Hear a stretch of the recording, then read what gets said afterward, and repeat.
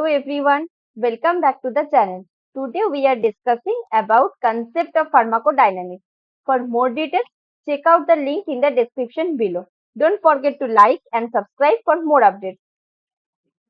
So, before going to the form dynamic, let me see what is any drug, what is the drug, and how it acts in your body. So, if I am talking about pharmacology, what it means, what is the pharmacology? Pharmacology is a study of any drug. If you are studying about a drug, it is any therapeutic effects or adverse effects or whatever, maybe then you can term as pharmacology. Pharmacology can be classified into two types. One is pharmacokinetics and second one is pharmacodynamics. Now, today's session we are going to discuss about pharmacodynamics. Okay, let me see what is pharmacodynamics. What is pharmacodynamics? It means what the drug does the body. After taking off a drug, what the drug is going to change the action inside the body. So it includes the mechanism of action, receptor binding, biochemical and physical actions of any drug.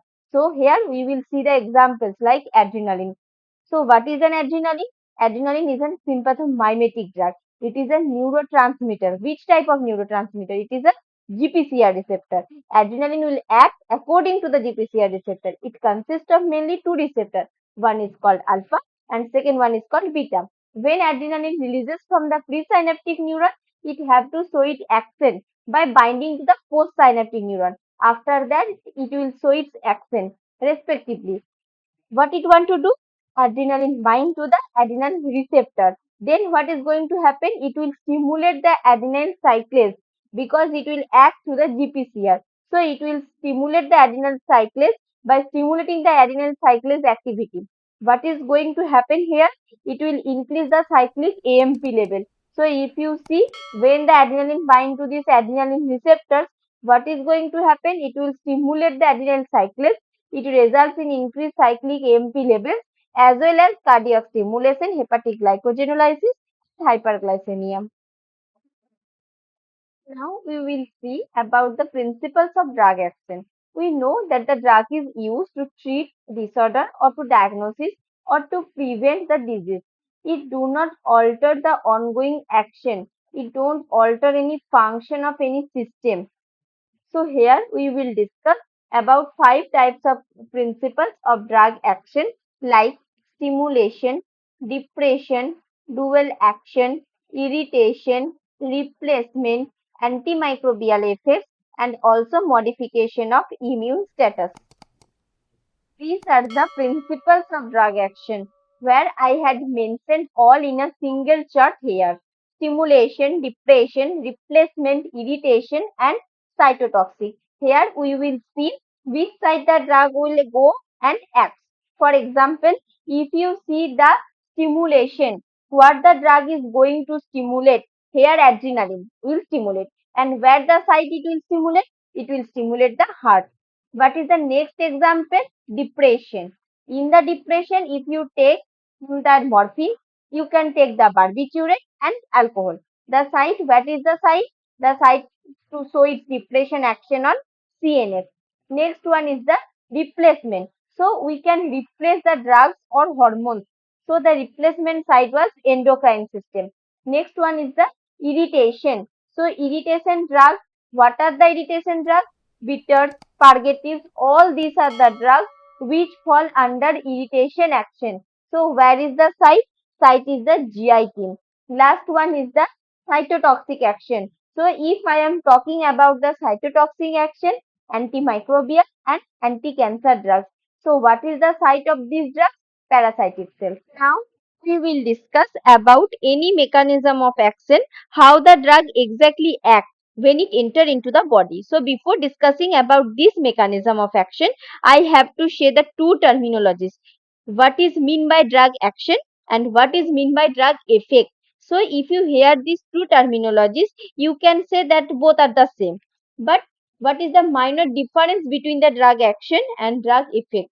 If the drug entered into the body and if it going to interact with the receptor and form the complexation, then it is called as an any drug action. And when it results the physiological or any biochemical consequences, then it is called as an drug effect. So this is the difference between the drug action and drug effect. So the drug effect has been determined by some few parameters. Like what are the few parameters? Absorption, phosphorus metabolism, biotransformation, excretion, tissue affinity, and last one is the condition of the body.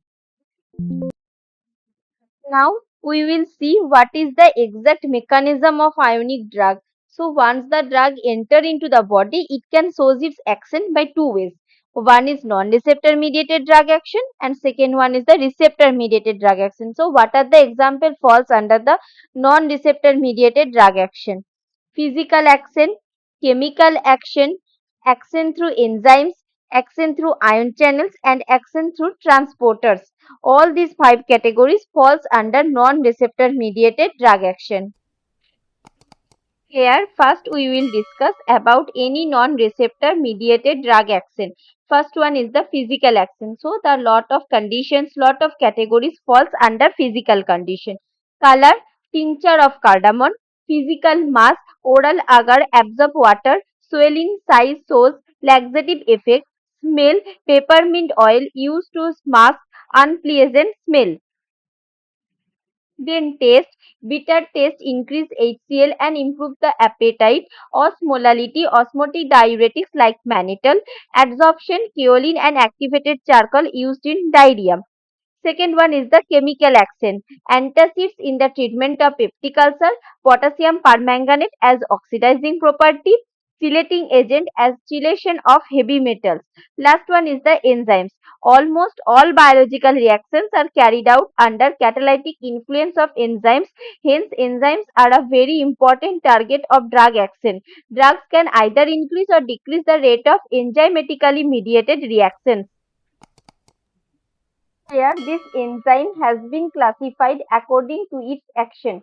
Enzyme has been transferred into the inhibition action and stimulation action. If the enzyme has been stimulated, then you can call as enzyme inducers. If the enzyme has been inhibited, then you can call as an enzyme inhibitor. And these enzyme inhibitors has been inhibited by specific inhibition and non-specific inhibition. If I am talking about specific inhibition, it is further divided into two types: competitive specific inhibition and non-competitive specific inhibition. Next, we will discuss about the enzyme stimulation. So here I have said the drug action on an enzyme either can stimulate the enzyme or either can depress the enzyme. First, we will discuss about the enzyme stimulation. So here the drugs, there are several drugs which will increase or which will stimulate or which will induces the enzyme. So here for example, adrenaline stimulate adenylyl cyclase. Second, enzyme inhibition occurs commonly with drugs and is either non-specific. Inhibition of cholinesterase by physostigmine, inhibition of carbonic anhydrase by acetazolamide, inhibition of xanthine oxidase by allopurinol, inhibition of phosphodiesterase by theophylline. Next, these are the few examples where you can see here non-competitive inhibitors and there are the enzymes, and these are the drugs which will block or which will open the channel by ions. It is an ion channel openers or blockers.